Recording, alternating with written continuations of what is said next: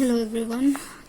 तो हम लोग स्टार्ट करते हैं यूनिट 4 के MCQs मल्टीपल चॉइस क्वेश्चंस जो आपके पेपर में आ सकते हैं। उसका एक शॉर्ट रिवीजन हम ले लेते हैं।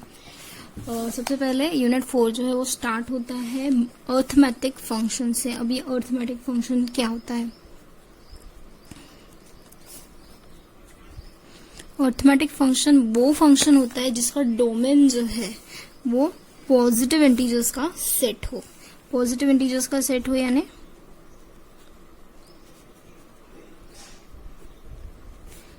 पॉजिटिव इंटीजर्स का सेट हो यानी वो नंबर्स जो है वो कहाँ से स्टार्ट हो गए? +1 +2 सो ऑन, ये चलते जाएंगे।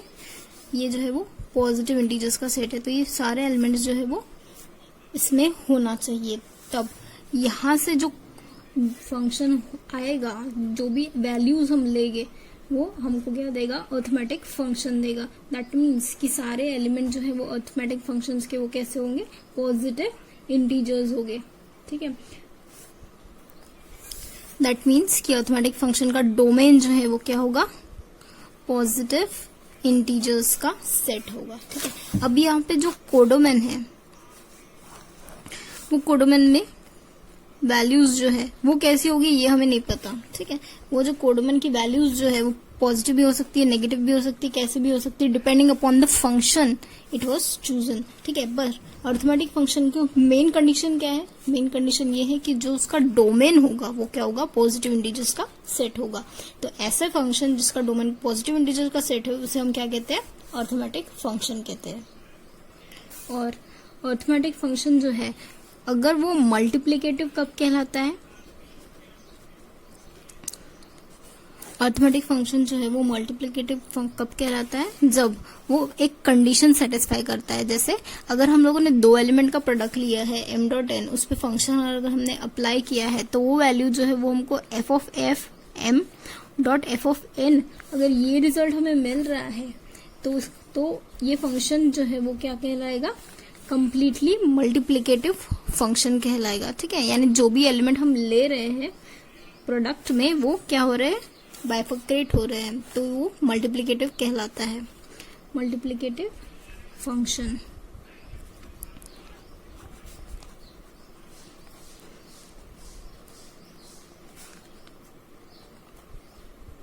यानी जैसे सपोज एग्जांपल मैं ले रही हूँ 2x3 का प्रोडक्ट। ठीक है, 2 × 3 यानी ये वैल्यू जो है वो मेरी क्या है? f(6) है। ठीक है, अगर मैंने 6 वैल्यू यहाँ पे लिया, ठीक है, ये 6 वैल्यू अगर मैं ले रही हूँ पर 6 मुझे कैसे मिल रहा है? 2 × 3 के तरीके से मिलेगा, है ना। 6 जो है वो क्या मिलेगा? 2 × 3 मिलेगा। तो अगर मैं f(6) को लिख रही हूँ f(2.3), अगर मैंने किसी तरीके से ये शो कर दिया कि f(6) is equal to f(2.f)(3), इस तरीके से अगर मैंने शो कर दिया तो दैट मीन्स क्या कहलाएगा? कि हमारा जो फंक्शन है, हमारा जो फंक्शन f है वो क्या है? मल्टीप्लिकेटिव फंक्शन है। ठीक है, तो इसके लिए मुझे क्या करना पड़ेगा? अब इस फंक्शन को डिफाइन करना पड़ेगा। f(2.3) इक्वल टू f(2.f)(3) ये शो करने के लिए मुझे क्या करना पड़ेगा? पहले तो उस फंक्शन को डिफाइन करना पड़ेगा। तो मैं सपोज डिफाइन करती हूँ कि f(a.b) जो है वो क्या है? f(b.f)(a) है। ठीक है, मैं इस तरीके से मेरे फंक्शन को डिफाइन करती हूँ। दैट मीन्स कि f(2.3) है उसे मैं क्या करूंगी? f(3.f)(2) लिखूंगी। अब यहाँ पे ये जो f(3.f)(2) इनके बीच में क्या है? मल्टीप्लिकेशन का फंक्शन है, मल्टीप्लिकेट है। और मल्टीप्लिकेशन क्या होती है? कम्यूटेटिव होती है। कम्यूटेटिव होती है यानी a.b जो है वो हम इसे कैसे लिख सकते हैं? b.a लिख सकते हैं। दैट मीन्स कि f(3.f)(2) जो है उसे हम कैसे लिखेंगे? f(2.f)(3). दैट मीन्स कि मैंने क्या किया? f(2.3) को f(2.f)(3) में शो किया। यानी ये जो फंक्शन मैंने डिफाइन किया है f(ab) इक्वल टू f(b.f)(a), ये फंक्शन क्या है? मल्टीप्लिकेटिव फंक्शन है। ठीक है, इस तरीके से हम लोग फंक्शन को मल्टीप्लिकेटिव कब कहते हैं? अगर वो एक सिंपल सी कंडीशन शो करता है। वो कंडीशन क्या है? कि f(m.n) इज इक्वल टू क्या होना चाहिए? f(m.f)(n) होना चाहिए। तब वो फंक्शन जो है वो क्या कहलाता है? कंप्लीटली मल्टीप्लिकेटिव फंक्शन है। अगर वो हर एक एलिमेंट के लिए ये कंडीशन शो करेगा तो हम उसे क्या कहेंगे? कंप्लीटली मल्टीप्लिकेटिव फंक्शन कहेंगे। ठीक है, यूलर फाई फंक्शन क्या होता है? यूलर फाइव फंक्शन यानी ऐसा फंक्शन जो क्या करता है, किसी भी नंबर्स की, जैसे सपोज ये कोई एक नंबर है, तो वो ऐसे नंबर्स का सेट कंटेन करेगा जो n को रिलेटिवली प्राइम हो। रिलेटिवली प्राइम का डेफिनेशन मैंने इसके पहले आपको बताया था कि अगर कोई भी नंबर का जीसीडी अगर 1 होता है तो वो क्या कहलाता है, रिलेटिवली प्राइम कहलाता है। जैसे सपोज मैं अगर यहाँ पे n का वैल्यू 6 लेती हूँ, n का वैल्यू अगर मैं 6 लेती हूँ, तो ऐसे इंटीजर जो 6 को रिलेटिवली प्राइम हो वो क्या देगा हमको, यूलर फाइव फंक्शन ऑफ 6 देगा। जैसे देखिए अब 6 का जीसीडी 1 आने वाले कौन से नंबर्स है। सपोज मैं पहले नंबर्स का सेट लिखती हूँ 1 2 3 4 5 एंड 6। अब देखिए जैसे अगर मैं 1 के साथ में जीसीडी लेती हूँ 6 का, तो मुझे 1 ही मिलेगा, ठीक है। तो यानी इसका मतलब क्या हो, यूलर फाइव ऑफ 6 में 1 आएगा, ठीक है। अब मैं 2 अगर लिखूंगी तो मुझे यहाँ पे जीसीडी 2 मिल जाएगा। दैट मीन्स कि 2 जो है वो इस सेट में नहीं आएगा। अगर मैं 3 लिखती हूँ तो मुझे फिर से यहाँ पे 3 मिल जाएगा, है ना। 3 कॉमन आउट होगा, 3 मिल जाएगा, तो दैट मीन्स इस सेट में 3 नहीं आने वाला है। अगर मैं 4 लिखती हूँ तो फिर से यहाँ पे 2 आ जाएगा, तो यूलर फाइव फंक्शन के सेट में 2 नहीं आएगा। दैट मीन्स कि अगर मैं 5 लिखूंगी तो अब इन दोनों के बीच का जीसीडी जो है वो क्या है, 1 है। दैट मीन्स कि यहाँ पे फिर से 5 आएगा। तो दैट मीन्स कि यूलर फाइव ऑफ 6, जब हम 5 ऑफ 6 कैलकुलेट करेंगे तो 5 ऑफ 6 का वैल्यू कितना आएगा, 2 आएगा, ठीक है।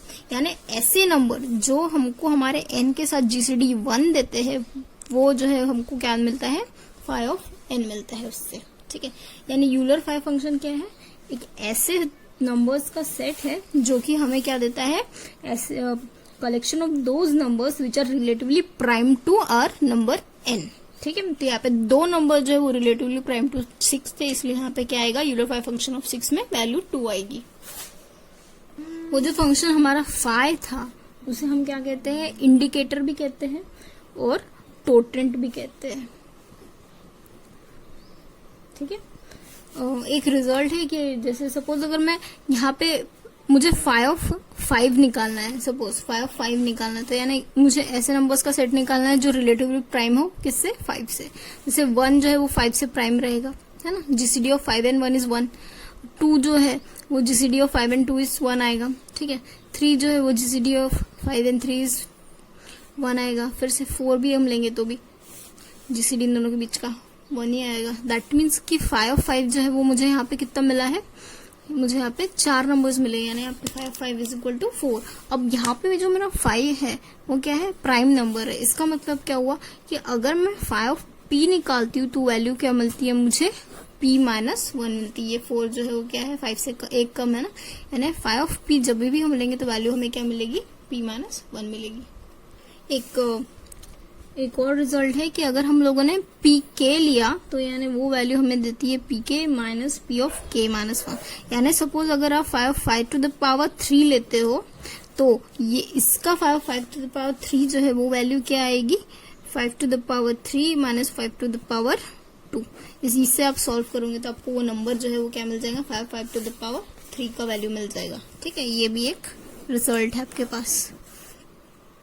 आपके एमसीक्यूज नोट्स में मैंने एक कैलकुलेट किया है 5 of n for n is equal to 300, ठीक है। अगर सपोज आपके पास एक नंबर n दिया हुआ है, अब ये n जो है वो प्राइम नंबर तो नहीं है, अब ये जो 2 फॉर्मूले थे वो प्राइम नंबर ही ले थे। यहाँ पे n जो है इतने बड़ा नंबर का आप रिलेटिवली प्राइम नंबर्स ढूंढते बैठोगे तो वो बहुत बड़ा टास्क हो जाएगा, कोई सिंपल सा फॉर्मूला चाहिए है।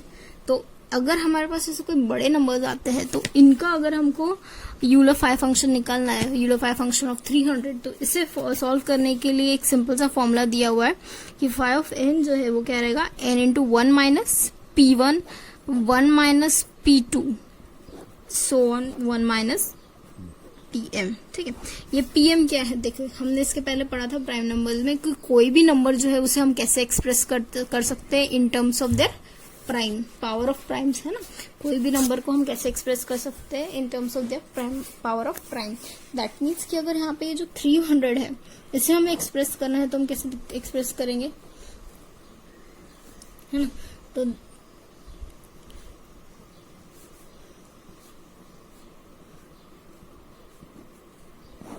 ठीक है, इस तरीके से हमने एक्सप्रेस कर दिया।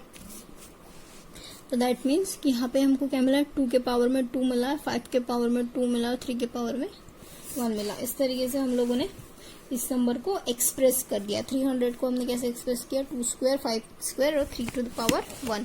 दैट मीन्स कि अगर मुझे 5 ऑफ 300 निकालना है तो मैं कैसे निकालूंगी, 300 इंटू 1 माइनस P1 यानी 1 माइनस 2, 1 माइनस 5 और 1 माइनस 3। इस तरीके से इसे मैं जब सिंप्लीफाई करती हूँ तो मुझे क्या मिलेगा, 5 ऑफ 300 मिलेगा। ठीक है, इसे सिंप्लीफाई करोगे तो क्या आएगा, हाफ आएगा।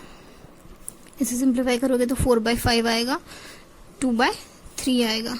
ठीक है, तो ये 300 को हमने कैसे लिखा था, 2 स्क्वायर 5 स्क्वायर 3 का पावर 1, तो वो हाफ 4/5 2/3। ठीक है,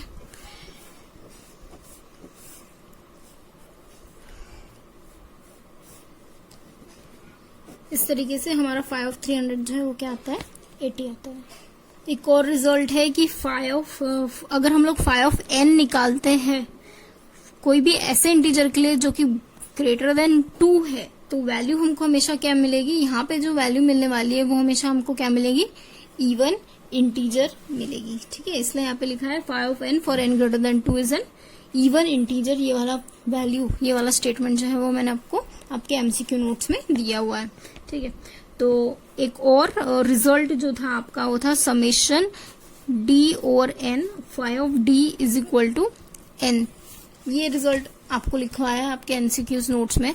अब ये कैसे आता है मैं आपको प्रूफ करके दिखाती हूँ। जैसे n इक्वल टू 6 है, ठीक है, n इक्वल टू 6 है और d, यहाँ पे जो d जो है ना वो क्या है, डिवाइजर है हमारे 6 के।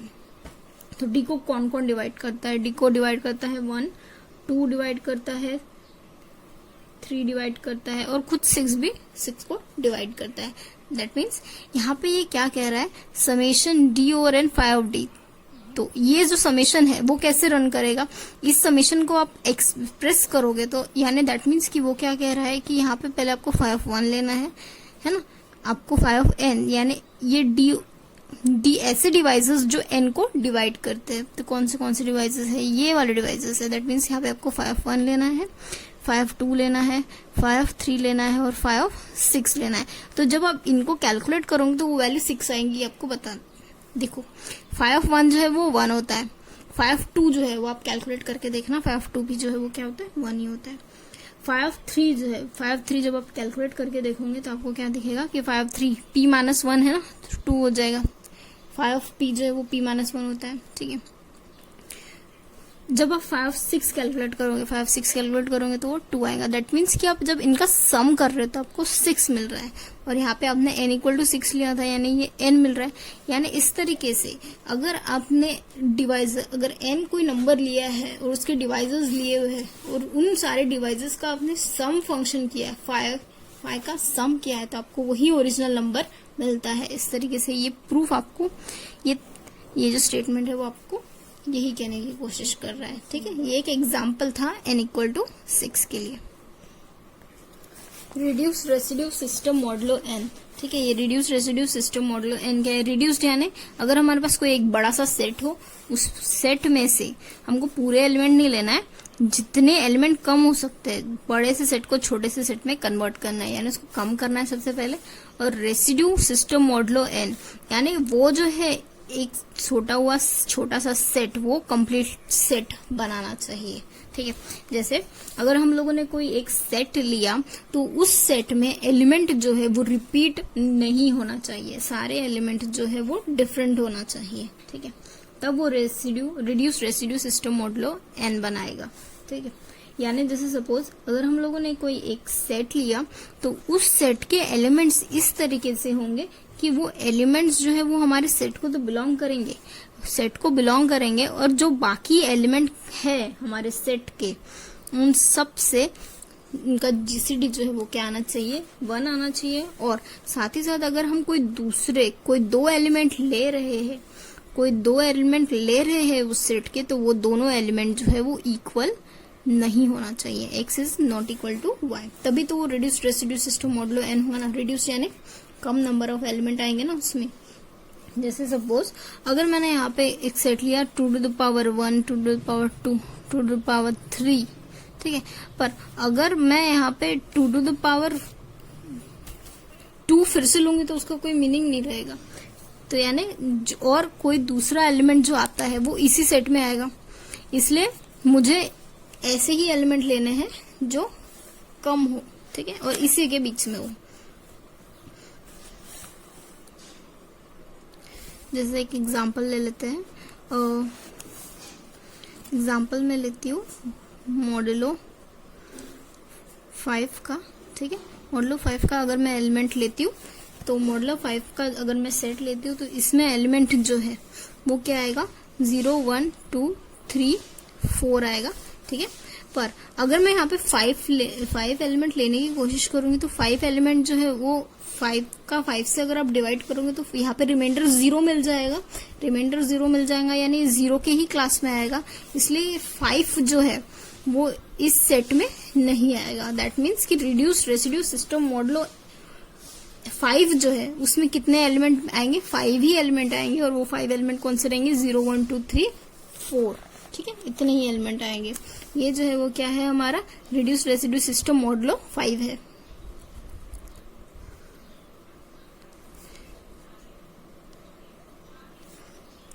सिस्टम मॉडुलो 5, ठीक है। इसके बाद अगर आप 6 भी लोगे ना तो 6 जब ये मॉडुलो 5 में आएगा 6 एलिमेंट, तो 6 जब आप डिवाइड करोगे 5 से तो आपको रिमाइंडर 1 मिलेगा, रिमाइंडर 1 मिलेगा, दैट मीन्स वो किस में आएगा, 1 की क्लास। यूलर्स थ्योरम का यूज क्या है कि अगर हमारे पास कोई एक पॉजिटिव इंटीजर m हो और a जो है वो एक इंटीजर हो, ऐसा इंटीजर जो m के साथ में GCD आपको 1 देता हो, तो a to the power 5m जो है वो वैल्यू क्या देगा आपको, 1 mod m देगा, ठीक है।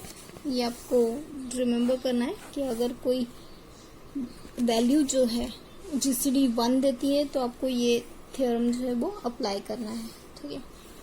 एक और डेफिनेशन थी जो कि आपको इम्पोर्टेंट थी आपके पेपर पॉइंट ऑफ व्यू से, टॉयन की डेफिनेशन। अब जब जिसके पहले जो हमने फाई देखा वो क्या देखा कि ऐसे नंबर्स जो n से हमारे क्या होते थे, रिलेटिवली प्राइम होते थे, वो हमको फाई देते थे। अब ये टॉयन क्या होगा, टॉयन क्या है, number of positive divisor of n। ये क्या देता है हमको, जितने भी पॉजिटिव डिवाइजर्स है वो बताता है। n को कितने पॉजिटिव नंबर डिवाइड करते हैं वो टॉयन से पता चलता है, ठीक है। तो टॉयन निकालने का एक फॉर्मूला भी है कि टॉयन जो है वो क्या होता है, अगर टॉयन p to the power m के फॉर्म में है तो वैल्यू होंगी m+1, अगर प्राइम है तो, for n equal to p to the power m prime है तो। और अगर सपोज हमारे पास जो नंबर है वो कोई सिंपल नंबर है, फॉर n नॉर्मल नंबर है, तो उस टाइम पे हम लोग टॉयन जो है वो कैसे निकालते हैं, जितने भी प्राइम्स होंगे, जितने भी पावर्स में होंगे, उन सारे पावर्स का एडिशन हम करते हैं, +1 निकाल के उनका प्रोडक्ट निकाल देते हैं, तो वो हमको क्या देता है, पॉजिटिव डिवाइसेस देता है। जैसे सपोज एक एग्जांपल हम लेते हैं, अगर सपोज n का वैल्यू 18 है, n का वैल्यू 18 है, तो इस 18 को हम कैसे लिख सकते हैं, टॉप 2 into 9, ठीक है, यानी 2 into 9 यानी यहाँ पे 2 into 3 का स्क्वायर, यानी यहाँ पे तो पावर में 1 है, तो दैट मीन्स कि ये पावर वाले वैल्यूज हम देखते हैं, 1 + 1 into 2 + 1, यानी ये क्या दे रहा है, 2 into 3 ये 6 दे रहा है, यानी टॉप 18 जो है वो कितना दे रहा है, 6 दे रहा है। दैट मीन्स कि ऐसे नंबर्स जो 18 को डिवाइड करते हैं, ऐसे पॉजिटिव नंबर्स जो 18 को डिवाइड करते हैं वो कितने हैं, 6 है, ठीक है। यानी टॉयन क्या देता है, number of positive divisors of n देता है। सिमिलरली एक और डेफिनेशन है सिग्मा ऑफ n का। सिग्मा ऑफ n यानी जैसे ये नंबर ऑफ पॉजिटिव डिवाइसेस का नंबर हमको देता है, वैसे सिग्मा n क्या देता है, सिग्मा n जो है वो क्या देता है, sum of all positive divisors of n।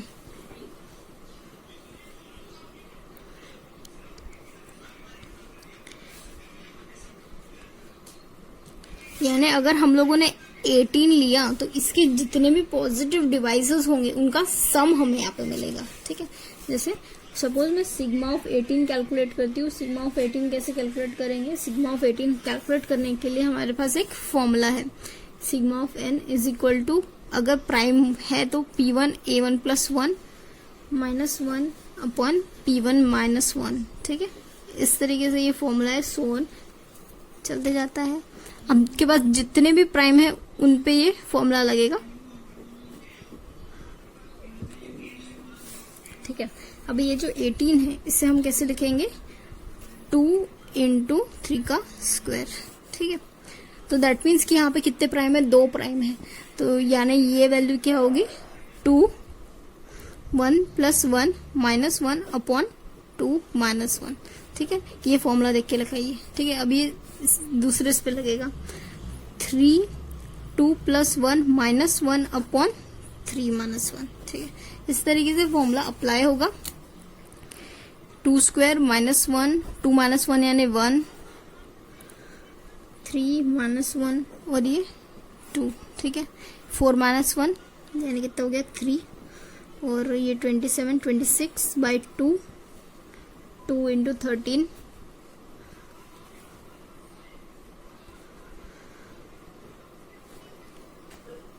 यहाँ पे ये वैल्यू कितनी आएगी 39।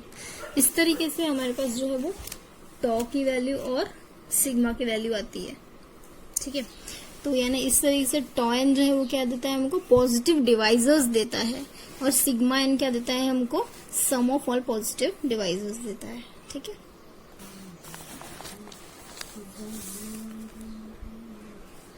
एक और डेफिनेशन रह गई थी मोबियस फंक्शन की, ठीक है। अभी ये मोबियस फंक्शन क्या होता है,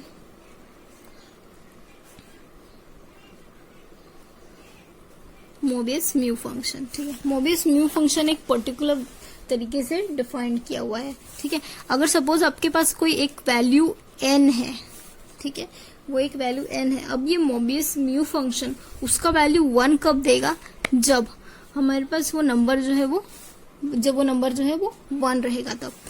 और सेम हमारा ये म्यू फंक्शन जो है वो वैल्यू -1 कब देगा, जब हमारा नंबर जो है वो क्या रहेगा, प्रोडक्ट ऑफ प्राइम नंबर्स, ठीक है, जिसमें ये सब जो है वो क्या है, डिस्टिंक्ट है। डिस्टिंक्ट यानी अलग अलग है, सेम नहीं है, ठीक है। और ये हमारा म्यू फंक्शन जो है वो 0 कब देगा, जब हमारा जो नंबर है वो क्या है, p के स्क्वायर के फॉर्म में है, ठीक है, फॉर सम प्राइम, ठीक है। यानी इस तरीके से हमारे पास जो ये फंक्शन म्यू है वो हमको 3 वैल्यू में दे रहा है, ठीक है। यानी अगर हम लोगों ने जो यहाँ पे सपोज डोमेन लिया, तो यहाँ पे जो कोडोमेन में, यहाँ पे जो कोडोमेन है वो हमको सिर्फ 3 ही वैल्यू दे रहा है, ठीक है, सिर्फ 3 वैल्यू दे रहा है। कौन सा, 0 -1 और +1, ठीक है। यानी जितने भी फंक्शंस अगर आप यहाँ पे लोगे तो उसको 3 ही रिजल्ट मिलेंगे। जैसे सपोज अगर आप लोगों ने म्यू ऑफ 1 लिया, ठीक है, तो according to definition mu for any, अगर एन की जगह आपने 1 पुट किया तो आपको वैल्यू क्या मिल रही है, 1 मिल रही है। यानी म्यू ऑफ 1 जो है यहाँ पे आपको क्या मिल रहा है, 1 मिल रहा है, ठीक है। और सपोज अगर आपने म्यू ऑफ 2 कैलकुलेट किया, अब ये 2 यानी क्या है, प्राइम है, तो यहाँ पे प्राइम के लिए क्या करता है, -1 टू द पावर 1 आ जाएगा। यानी म्यू ऑफ 2 का वैल्यू कितना मिल रहा है आपको, -1। अगर आप म्यू ऑफ 3 कैलकुलेट करोगे तो वो भी प्राइम है, यानी वो -1 मिल रहा है। अब म्यू ऑफ 4 अगर आप कैलकुलेट करोगे, 4 यानी क्या है, 2 का स्क्वायर, और स्क्वायर के लिए वैल्यू क्या मिल रही है हमको, 0 मिल रही है। और म्यू ऑफ 5 कैलकुलेट करोगे तो वो प्राइम है, दैट मीन्स कि आपको क्या मिल रहा है, -1। म्यू ऑफ 6 अगर आप कैलकुलेट करते हो, म्यू ऑफ 6, तो 2 प्राइम आ रहे हैं, 2 इंटू 3, 2 प्राइम जब आते हैं तो हमको क्या करना पड़ता है, -1 टू द पावर 2 हो गया, यानी वो पॉजिटिव हो गया, यानी यहाँ पे आएगा म्यू ऑफ 6, ठीक है। इस तरीके से म्यू ऑफ 6, यहाँ पे आपको क्या दिख रहा है कि जब म्यू फंक्शन आप अप्लाई कर रहे हो तो वेरियस डिजिट के लिए आपके पास सिर्फ 3 ही वैल्यू आ रही है, एक पॉजिटिव, एक 0 और एक नेगेटिव। इस तरीके से आप जितने भी एलिमेंट यहाँ से लोगे पॉजिटिव इंटीजर्स, ये म्यू फंक्शन क्या कर रहा है, सिर्फ 3 वैल्यूज में उसको मैप कर रहा है, ठीक है। तो ये हमारा म्यू फंक्शन हो गया। हमारा मोबियस म्यू फंक्शन जो है वो मल्टीप्लिकेटिविटी की डेफिनेशन जो है वो फॉलो करता है। दैट मीन्स कि जो हमने इसके पहले मल्टीप्लिकेटिविटी का फंक्शन पढ़ा था f of m n is equal to f of m dot f of n, ये वाला फंक्शन जो है वो मोबियस म्यू फंक्शन जो है वो फॉलो करता है। ठीक है, सपोज अगर एक हमारे पास इंटीजर अगर हम लोग लेते हैं 12 ले लिया सपोज, क्योंकि आपके नोट्स में मैंने 12 लिया है, सपोज मैंने 12 ले लिया, n इक्वल टू 12 है ये। ठीक है, तो अगर हम लोगों ने इसके डिवाइजर्स निकाले, म्यू ऑफ 12 अगर हम लोग निकालते हैं 12 के डिवाइजर्स कितने आते हैं करके, डिवाइजर्स ऑफ 12, तो डिवाइजर्स ऑफ 12 जब आप निकालोगे तो दैट मीन्स कि डिवाइजर्स कौन थे, 12 को कौन कौन डिवाइड करता है, 1 डिवाइड करता है, 2 डिवाइड करता है, 3 डिवाइड करता है, 4 डिवाइड करता है, 6 डिवाइड करता है और 12 डिवाइड करता है। ठीक है, ये इतने सारे नंबर्स जो है वो डिवाइड करते हैं। तो अगर आपने इन सारे डिवाइजर्स का सम अगर आप निकालते हो तो आपको पता है म्यू ऑफ 1 होता है, म्यू ऑफ 2 जो है वो -1 होता है, म्यू ऑफ 3 जो है वो -1 होता है, म्यू ऑफ 4 जो है वो 0 होता है, म्यू ऑफ 6 जो है वो 1 होता है, म्यू ऑफ 12 जो है वो 3 12 0 होता है। ठीक है, तो यानी इस तरीके से आप देखोगे कि यहाँ पे ये वैल्यू क्या आ रही है, 0 आ रही है। ठीक है, दैट मीन्स कि आप क्या देख रहे हो कि ये जो म्यू ऑफ वैल्यू है डिवाइजर्स ऑफ n है वो आपको क्या दे रहा है, 0 दे रहा है। दैट मीन्स कि फॉर ईच पॉजिटिव इंटीजर ये वैल्यू जो है वो आपको, अगर आप n ग्रेटर देन 1 ले रहे हो तो वैल्यू आपको क्या दे रही है, 0 ही देगी, पर अगर आप n इक्वल टू 1 लोगे तो वैल्यू जो है वो आपको क्या देगी, 1 देगी। ठीक है, यानी यहाँ पे ये जो म्यू ऑफ डी है, म्यू ऑफ डी जो है वो अगर आपने n का कोई भी वैल्यू ग्रेटर देन 1 ले लिया, जैसे यहाँ पे हमने 12 लिया था, 12 यानी 1 से कोई भी बड़ा आप वैल्यू लोगे तो वैल्यू आपको क्या मिलेगी, म्यू ऑफ डी की value, sum of all the divisors of n of mu of d जो है वो आपको वैल्यू क्या देगी, 0 ही देगी। But for n equal to 1 sum of all the divisors of a number n mu of d will be 1। ठीक है, तो मोबियस इन्वर्जन फॉर्मूला, ये फॉर्मूला जो है वो शायद आपको पूछ सकता है, इसलिए मोबियस इन्वर्जन फॉर्मूला हम लोग देखते हैं। देखिए यहाँ पे आप 2 फंक्शंस दिए हुए हैं आपको, capital F and small F, भी 2 अर्थमेटिक फंक्शंस। ठीक है, इन 2 फंक्शंस के बीच का रिलेशन यहाँ पे दिया हुआ है, capital F of n is equal to sum of all the divisors of n of f of d. ठीक है, ये 2 अर्थमेटिक फंक्शन है। अगर ये 2 अर्थमेटिक फंक्शन इस तरीके का कोई रिलेशन फॉलो करते हैं तब हम क्या कर सकते हैं, एफ ऑफ एन को इन टर्म्स ऑफ म्यू और एफ में एक्सप्रेस कर सकते हैं, इन टर्म्स ऑफ म्यू और एफ में हम एक्सप्रेस कर सकते हैं। ठीक है, और वो भी इन दोनों का सम।